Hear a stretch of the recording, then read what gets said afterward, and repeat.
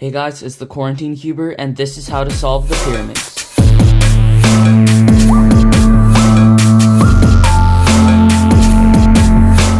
So this is a beginner's method tutorial on how to solve the Pyraminx, and this beginner's method is probably different from a lot of the ones you've seen because I came up with this one myself. I created it in such a way that it will be easy to transition into L4E because a lot of the main ideas are the same. So if it is different from other ones you've seen, then that's why.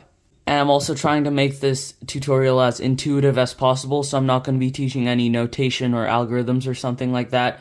I'm just going to be intuitively teaching you how to move pieces into other slots by just showing you what each move does and why that works. Before I show you how to solve the Pyraminx, I'm going to go over the 3 different types of pieces on the Pyraminx. The first type of piece is the tip. The tip has 3 colors on it, and it only turns around on one axis. No other pieces can interact with it in any way, so it is the easiest piece to solve, and you just turn it until the side colors line up. The second type of piece is the center piece. These pieces never move relative to each other if they're on the same layer, so you always know, for example, that around the same layer, the centers will always go in the same order. In this example, green, red, blue. In addition, all 3 centers of the same color can only go onto one side, so you can never, for example, move the green face onto this side because all the centers can only go onto this side. And finally, the last type of piece is the edge piece. These are the pieces that you actually try to solve relative to the centers, and they always go in between their respective centers. For example, the green and blue edge piece always goes between the green centers and the blue centers. So now I'll show you how to solve the Pyraminx using my beginner's method. The first step is to find all the tips that are unsolved and just turn them once or twice until all the side colors line up. Like that. And now, since all the tips are their own piece and they don't interact with any other pieces, you'll never have to turn them again. Next, you want to find all the yellow centers and see what layer they're on. So you have one on this layer, one on this layer, and one on this layer. Then you want to solve all the centers onto one face, and that is always going to be the face that all 3 layers share in common. For example, this layer, and this layer, which is the layers that the yellow centers are on, all share this face. So I know that I'm going to need to move all the yellow centers onto that face. So once you've gotten all the yellow centers onto one side, you want to hold that side on the bottom, and then you will insert yellow edge pieces into the bottom layer. First, you want to find a yellow edge piece. For example, this one. Then you want to align the side color. Then take note of which side it's on. For example, this one would be on the right side. To insert the edge into the bottom layer, you want to move this spot up by turning the layer that the edge is not on. So since the edge is on the right layer, I want to turn the left layer. So I want to move the spot into the top layer like that. Then I move this edge into the spot like that with the top layer, and then I insert it back in by moving the layer down. Then I can do this with the other edge pieces. So here's a yellow and blue edge. I'll align the side color. It's on the left side, so I want to turn the right side to get the spot up. Move it over, and then move the right layer back down. And then finally, I have the green edge, and I have it aligned on the side. So it's on the left side, so I need to turn the right side. So I move the right side up, move the edge into its spot, and move the spot back down. If there are no other pieces that are yellow on the top layer, but your bottom layer is not completely solved, then you have one of 2 cases. The first case is that one of your yellow edge pieces are flipped. That means that the edge is in the correct spot, but the colors are switched around. To solve this case, first insert another random edge into the spot that the edge is flipped, as if it is the correct edge. So since this edge is on the left side, I will turn the right side up, I move this spot over, and then I move it down again. Then the yellow edge will be on the top layer again, and I can insert it like how I normally would. Another case is that you have 2 yellow edges swapped around, which means one edge has to go to the other edge's spot, and the other edge has to go to the first edge's spot. To solve this, again, first insert a random edge into this place, like this.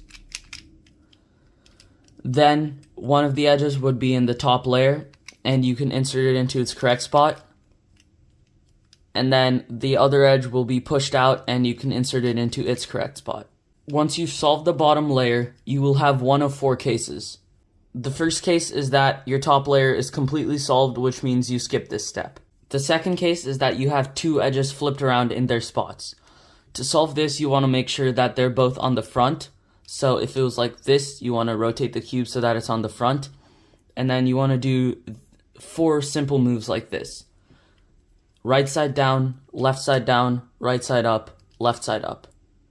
Then you want to rotate the cube so you're now facing the side that's on the left, and the side that's on your front is on the bottom. So like this.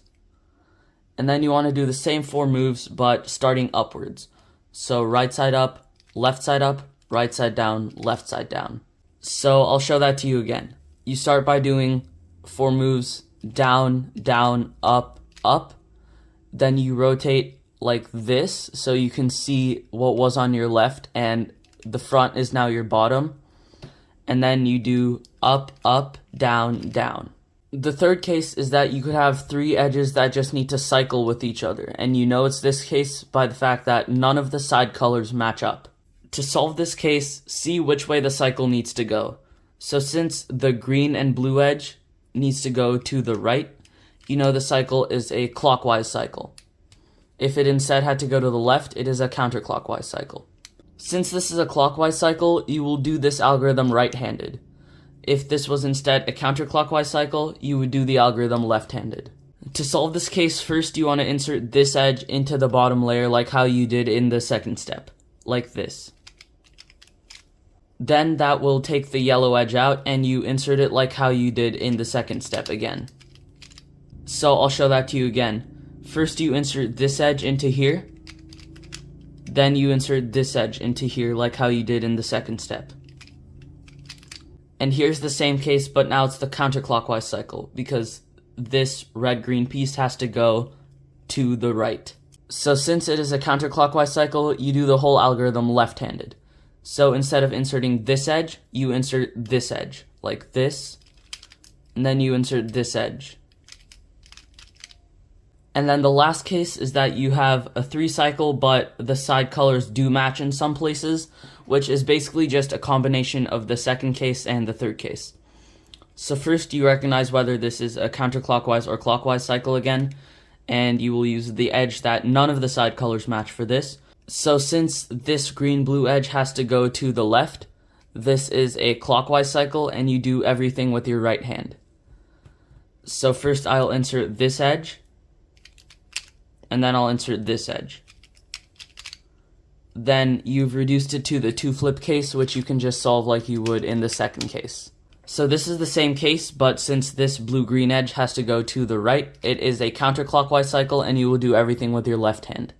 So first you insert this edge, then you insert this edge. Then you've reduced it to a 2-flip, which you can solve the same as you did in case 2. So now I will do a couple of walkthrough solves of me using the beginner's method I just taught. So here's the first scramble, and first I will correct the tips by turning them until the side colors match up. Then I will find the tips that the yellow centers are on, so it's this tip, and this tip, and they all correspond to this face, so this must be the yellow face. So first I'll move this yellow center, and then I will move this yellow center. And I seem to have gotten lucky, I skipped one of the yellow edges, but that's fine. So then I will insert this edge. Since it's on the right side, I'll use my left hand to insert it. And then I'll insert this edge. Since it's on the left side, I'll use my right hand to insert it. Then I have the fourth case, and since this edge, none of the side colors match, and it has to go clockwise. This is the clockwise cycle, so I do everything with my right hand. So I insert this edge, then I insert this edge. And then I've reduced it to the 2-flip case, so remember the 4 moves starting down. So right down, right up, left up. Then I rotate so the front is now my bottom and the left is now my front, like that. And then right up, right down, left down. And here's another scramble. So first, again, I will correct the tips by turning them until their side colors match up. Then I will find the tips that the yellow centers are on, so it's this one, and this one. And they all match up on this face, so I will just turn this remaining yellow center onto that face. And then I'll insert the yellow edges again. So I align the side color of the edge, and since it's on my left side, I use my right hand to insert it. And this one's also on the left side, so I use my right hand to insert it as well. Now, there's no more yellow pieces on the top layer, but the bottom layer isn't solved, and I notice I have a flipped piece here, which means I have to insert a random edge into that spot, and then insert that edge like how I normally would.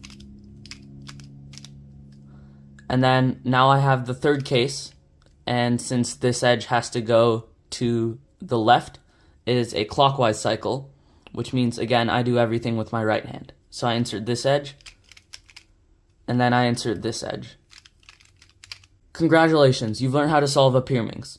Once you're good at the beginner's method, I recommend learning intermediate L4E, which is a stepping stone to advanced L4E, which is the method that all of the good world-class Pyraminx solvers use today.